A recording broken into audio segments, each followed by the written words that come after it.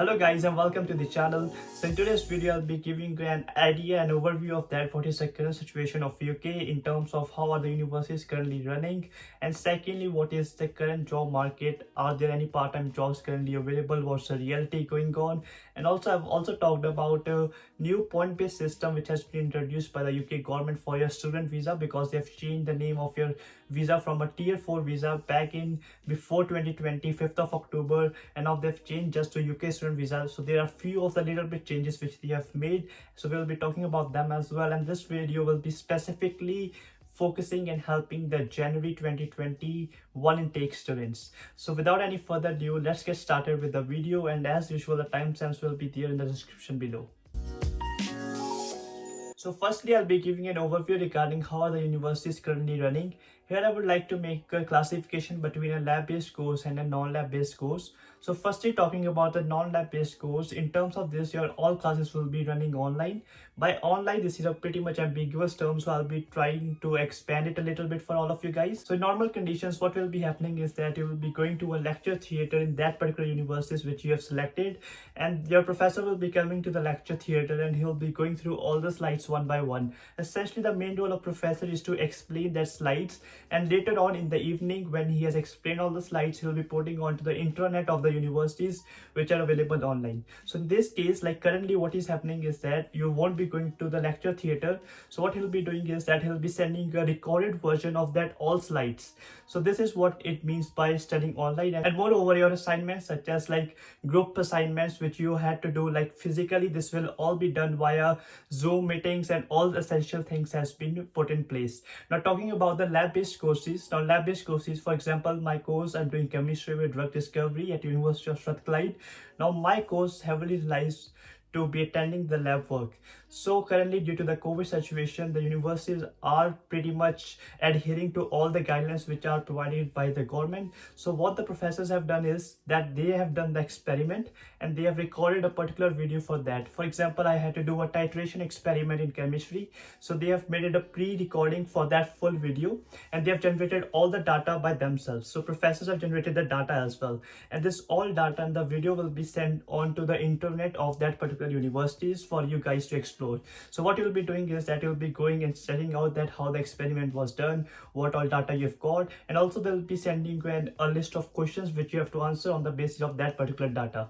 So this is how the universities are currently running. To be honest, prior to September 2020, I was really a lot much unsure about my own course and how it will be running, because my course heavily relies on all of this lab work. But I should exactly mention that the universities have been coping pretty much well in terms of this COVID situation, and also the appreciation has to be given to the professors as they're trying their level best to reply to all the emails which the students have. So if you've got any query related to any of the lecture material which is presented, all you need to do is email to your professor and he will try to solve that particular query which you has got in terms of by replying to that email. And also the professors are also really kind of one-to-one sessions with the students. So if you feel any kind of worriness in terms of assignments, feel free to contact your professors. And this is a bit kind of an overview, very brief overview, that how the universities are currently running. And all these measures which I've discussed right now, you can expect to see them in your January 2021 intake as well. Second, talking about the job market right here in UK.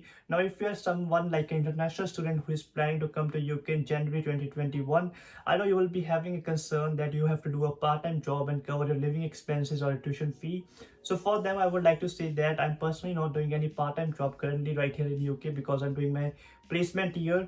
However, I've talked and got some feedback from a few of my friends and students who have came in September 2020, and they have told me that they've applied for few of the part-time jobs and they've also been getting the interview as well.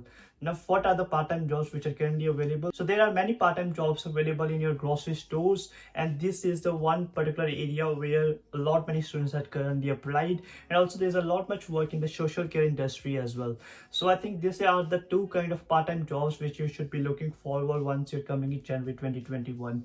And also just to spread a word of positivity, if you're someone who is looking to cover your tuition fee as well, I won't essentially demotivate you that you can't really cover that, but however this will be a bit difficult given the COVID situation times. So for them, I would like to say that there was one of the student who came in January 2020, and that time also he didn't knew that COVID will be happening because COVID happened in March 2020.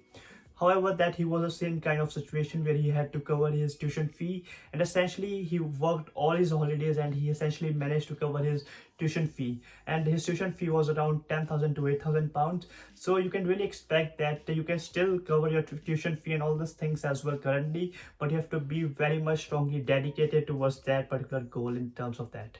And moreover, also to add on, there are a lot many jobs available in the construction sites.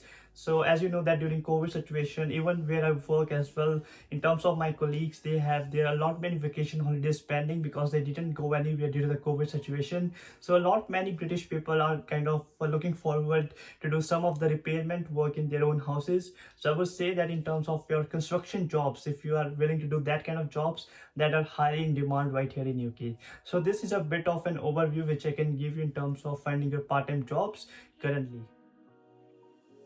Now thirdly, I also want to talk about the few of the changes which has made to the UK student visa. Now before, this visa was known as Tier 4 student visa, and that is what I applied when I came here in 2018. But however, after October, like 5th of October, the name has changed to UK student visa. And to be honest with you, the documents are still the same, but what they have done is they have classified it into point-based system. By point-based system, that means that you now require 70 points. By 70 points, you have classified into 50 points for your CAS letter, which is issued from the university. And secondly, if you have got the financial documents, they will be giving you 10 points and 10 points for your English requirement test. Now for the English requirement, if your university doesn't require IELTS, if they're satisfied with your CBSE board English marks, so in that case, you still won't be requiring a IELTS examination. So this is what is a critical take on the point-based system. And also there are few of the changes in terms of your health surcharge which you used to pay, that has increased a little bit. And secondly, also there has been a more compulsion on having interviews for your UK student visa. So these are a few bit of changes which has been made. So now in this section of the video, I will be trying to give my own opinion and advices for anyone who is looking forward to come next year right here in UK. So for them, I would like to say that one main motivation regarding coming to a UK for international student is to get international exposure. For that, I would like to say that you will be lacking a bit of international exposure, but I won't say that you will be heavily lacking that. By this I mean, for example, you won't be meeting your classmate face to face or in the lecture theaters and having some kind of fun around with them and knowing about their own cultures. But however, I would like to say that your university is trying their best, that you can arrange virtual calls with them and you can still have that kind of international exposure. And also if you're staying in a student accommodation, there are students from all different kind of nationalities and you can interact them. And also there are few of the regions right here in UK where the travel is not restricted and you can still travel to few of the famous places right here in UK. So for that, I will say that international exposure is a bit lacking because this is situation of unprecedented COVID situation. However, you can still maximize your benefit of coming to right here in UK. And there is also a good news from UK government that they have announced a post-study work visa for all of you guys who is graduating after summer of 2021. So if you're coming in January 2021, I think this scheme will be still available for the next year in 2022. And moreover, this one more thing, because this is time of COVID situation, there's a bit kind of recession in terms of the job market. However, I would say that might be being optimistic that by 2022, if everything is fine and the post-study work visa is for 2 years, so essentially you can stay here until 2024. And by that time, I think you will be finding your way to get a tier 2 sponsorship for yourself. So now if you're still confused that whether you should be opting for January 2021 or not, in that case I would like to say that you should prioritize that what is your particular priority. Now by that I mean that if your priority is studying right here in UK, so I would say that in terms of that your university is doing their level best that you are getting the maximum benefit, maximum education, maximum accredited course from them. And also there are few of the part-time jobs which are currently available and you can still apply for them and cover your living expenses. So this is what will be my take on this January 2021 intake, and I hope like this video has made a bit of your mind clear and bit of the confusions which you had prior watching this video. So thanks for watching it. Please make sure to like this video if you enjoyed it, comment down your feedback and subscribe the channel for regular updates. Thanks for watching.